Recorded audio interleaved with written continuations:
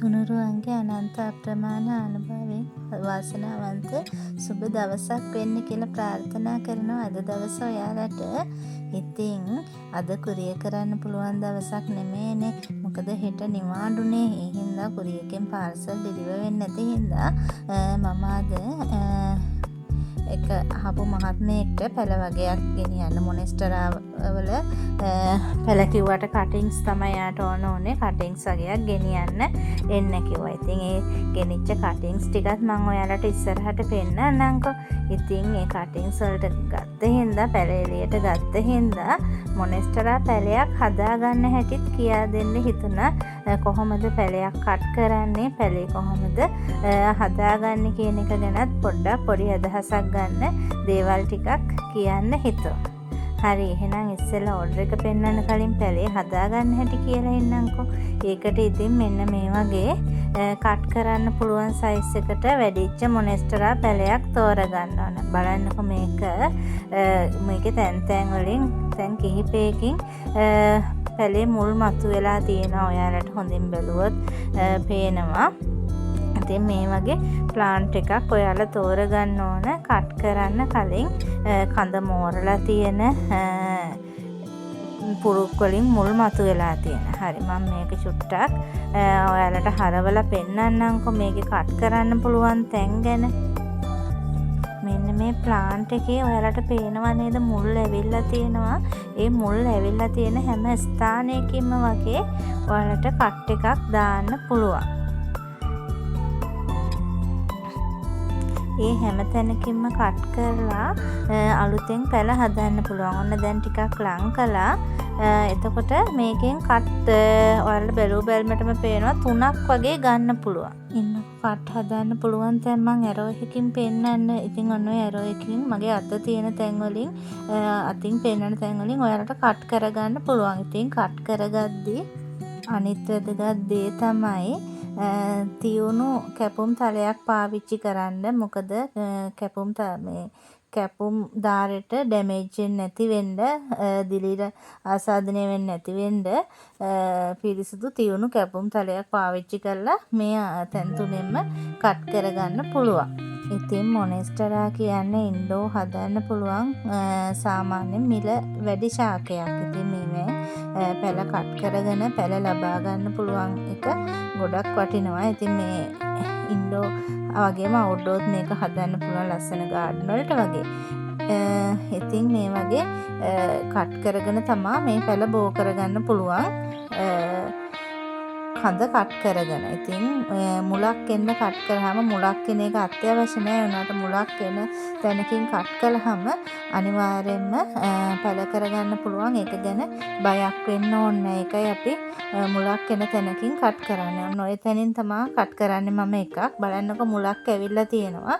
මම මෙතන කට් කරනවා. ඔයාලට පෙන්වන්න යන්නේ නැහැ. මොකද පිහියත් අරගෙන අනිත් අතින් වීඩියෝ කරන ගමන් කට් කරන්න අමාරුයි. ඔන්න මම අර ඉස්සෙල්ලා කිව්ව තැනින් මම කට් කරගෙන තියෙනවා. ඉතින් ඔය විදිහට කට් කරගන්න එකේ වෙනම මුල් තියෙන හින්දා මේක පැල කරගන්න පහසුයි. ඊළඟට මේ කැපුම් තලය නිකම්ම අපි හිටවන්නේ නැහැ. ඊළඟ වැදගත් කාරණේ. දැන් මම මේකේ තැන් දෙකෙන්ම කට් කරගෙන තියෙනවා. මේ කට් කරගෙන තියෙන්නේ අර මම ඉස්සෙල්ලා පෙන්නුව කැපුම් ස්ථාන දෙකෙන් කැපිය හැකි කිව්ව ස්ථාන දෙකෙන් බලන්නකො. එතකොට දෙකටම හොඳට මුල් ඇවිත් තියෙන. ඊළඟට මේ කට් කරපු කැපුම් තර හැම එකේම මොකක් හරි දිලීරනාශකයක් ගන්න ඕනේ. එහෙම නැත්නම් කැපුම් තලය හරහා දිලීර ඇතුළු වෙන්න පුළුවන්. මම නම් පාවිච්චි කරන්නේ අඟුරු. ඉතින් ඔයාලට ඕනනම් ගඩොල් කුඩු එහෙම නැත්නම් කොමාරිකා ජෙල් ඒ මොකක් හරි එකක්. ඉතින් ඒ කැපුම් තලේ ඒක ගාලා තමයි හිටවන්නේ. කැපුම් හැම දාරෙම ගානවා. එතකොට මොකොත් දිලීර ඇතුළු වෙන්නේ නැහැ ප්ලාන්ට් එකට. ඉතින් ඔය විදිහට දැන් අර දෙවෙනි කට් එකේ උඩයි යටයි කැපුම් තල දෙකක් එනවනේ. කැපුම් තල දෙකේමත් ගා ගන්නවා. ඊළඟට මේ තමයි මගේ වගා මාධ්‍ය. මේකේ තියෙනවා සාමාන්‍ය පසුයි, පොඩි පොල්ලෙලි කෑලි, කොම්පෝස්ටුයි, වැලි, ඒ වගේ ඒවා මික්සර් කරලා තමයි ඊට අමතරව කොකෝ ඩස්ට් එක ටිකක් දාලා තියෙනවා. ඉතින් මේවා වැඩි වෙද්දී මාධ්‍ය ඉක්මනට පැලවෙනවා එකයි අවශ්‍ය. නැත්තම් සාමාන්‍ය පස්සල හැදුවත් මොනෙස්ටරා ඉක්මනට මේ මොනෙස්ටරා පැලවෙනවා. ඒ වුණාට මේ ඉක්මනින් පැල කරගන්න තමයි මම මේ වගා මාධ්‍ය පාවිච්චි කරන්නේ. ඉතින් මේවා හොඳට මිශ්‍ර කරගන්නවා. අර මං කිව්ව ටික සාමාන්‍ය පස් කොම්පෝස් කරදහය නම් කොටස් භාගයක් විතර දැම්මහම ඇති. කොකෝ ඩස්ට් එක ඊළඟට පොඩි පොල්ලෙලි කෑලි ගඟේ වැලි ඔයගේ මිශ්‍රණයක් තමා ගන්න. මේ මාධ්‍ය බලන්නකො හරිම ලිහිල්. තද වෙන මැටි වගේ මාධ්‍යයක් ගන්න. එතකොට පැල කරන්න අමාරුයි. ඊළඟට ඉතින් අර සකස් කරගත්ත මාධ්‍ය පොට් එකේ යට පැත්තට ගඩොල් කෑලි උළු කෑලි දානවා. එතකොට මොකද වෙන්නේ? මාධ්‍ය හරහා හොඳට වතුර බහින හින්දා පැල කුණු වෙන්නේ. අනිත් එක අර මාධ්‍ය ලිහිල් සවිවර මාධ්‍යයක් හින්දා ඉක්මනින් පැලේ මුල් එහෙමත් ගොඩක් එන්න ගන්නවා. ඉතින් මට මේ මොනෙස්ටරා උදේ පාන්දර අරන් පෙන්නන්න හිතුනේ. අද හොටෙල් එකකට මොනෙස්ටරා අඩි 2 වගේ අඩි 2-3 වගේ තියෙන අතු අරන් ගියා. ඉතින් මට මේ දවස්වල ගෙනල්ලා නම් මුකුත් පෙළ දෙන්න වෙන්නේ නැහැනේ. ඉතින් ඒ හින්දා මගේ ගෙදර තිබ්බ ගස් වලින් තමයි කට් කරලා මම දුන්නේ. ඉතින් කොහොමද ඒ ඕඩර් එක කොයි වගේ අතුද ගියේ කියලාත් මම ඔයාලට පෙන්නන්නම්. අද උදේ මම ඇවිල්ලා අරන් ගියා. ඉතින් මේ වෙද්දි නම් ඒව අරන් ගිහිල්ලත් ඉවරයි. එන්නකෝ අතු ටික බලන්න. මේ ඕඩර් එක දාපු ආදරණීය ඒ මිසු ඒ මහත්මයයි මේවා යූස් කරනවා කිව්වේ. එයාලගේ හොටෙල් එකේ රූම්ස් වලට තියෙන ඉන්ඩෝ විදියට ප්ලාන්ට් විදියට හදන්න තමයි. ඉතින් පැල නම් ලොකු ප්‍රමාණයක් මයි ගාව තිබ්බේ නැහැ. පැල 5ක් වගේ තිබ්බේ.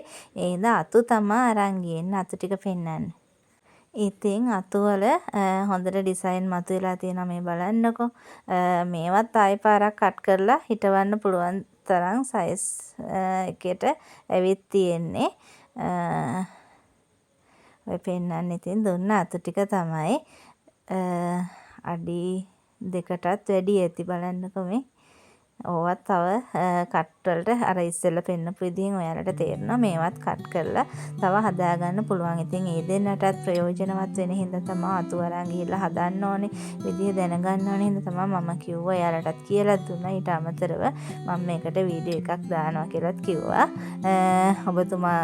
තුමියටයි දෙන්නටත් ගොඩක් ස්තුතියි. අද ගෙදරට ඇවිල්ලා මට මගෙන් පැල අරගෙන මට දුන්න සහයෝගෙට. අතු වලට අමතරව පැල නම් කිහිපයයි තිබ්බේ. පැල 4-5ක් වගේ අතු පැල ඒ දෙකම අරන් ගිහිල්ලා. ඉතින් මේ අතු දුන්නේ නම් ඉතින් පැල දෙන මිලට වඩා අඩුවෙන් එහෙම අතු වන යාළුවොත් ඉන්නවා නම් කියන්න. අතු අවම 5-10 විදිහට දෙන්න පුළුවන්. අවම 10ක් වගේ ගන්නවා නම් ඩිස්කවුන්ට් එකක් දාලා දෙන්න පුළුවන්. ඉතින් ඊට අමතරව අද ඒ දෙන්න ආවෑන් විශේෂයෙන් මතක් වුණ. මමත් මෙච්චර කල් හොයා හිටියා. ඒනට මට ඒක ලොකු අවශ්‍යතාවයක් තිබ්බේ නැති හින්දා අහන්න හිතුන්නේ ඔයාලගෙන්.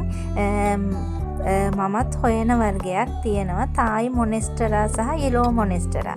ඉතින් මම ඒකේ ෆොටෝස් ටිකක් පෙන්නන්නම්. ඒ ෆොටෝස් මගේ නෙමේ. ඒවා මම හොයනවා.